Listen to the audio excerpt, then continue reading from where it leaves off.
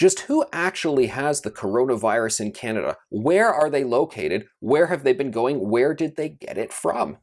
I think these are questions that Canadians are increasingly asking themselves, asking their friends and family, but they are not getting the answers from public health officials. Yes, we have the statistics about how long-term care homes have been tragically quite hard hit. That makes up a lot of cases. That makes up pretty much the majority of the deaths that we have seen across Canada. We also know that frontline healthcare workers are being hit pretty hard. I cobbled together numbers that suggest about 40% of all the coronavirus cases in Canada come from frontline care workers, long-term care residents, and long-term care facility workers. 40%.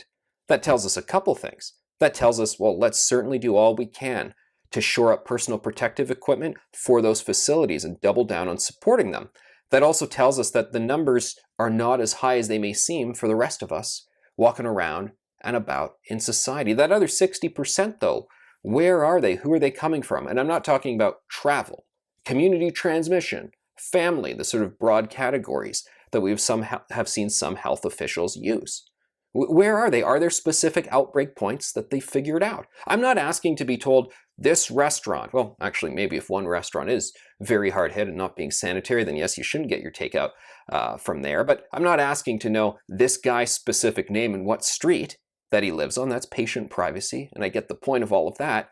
But can we just have better data to guide us in our reopenings?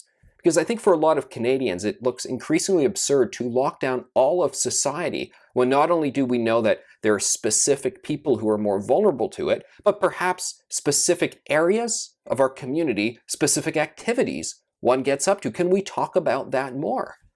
And why can't we if we're not doing it right now? Public health officials should level with us by either telling us, yes, this is where we're hardest hit, these are the things to avoid, or if they don't know, they should also tell us that. Because right now, Canadians, they want to get back out there, and we need to. The economy absolutely needs to start bouncing back. So the more information we can all have to make informed choices, the better.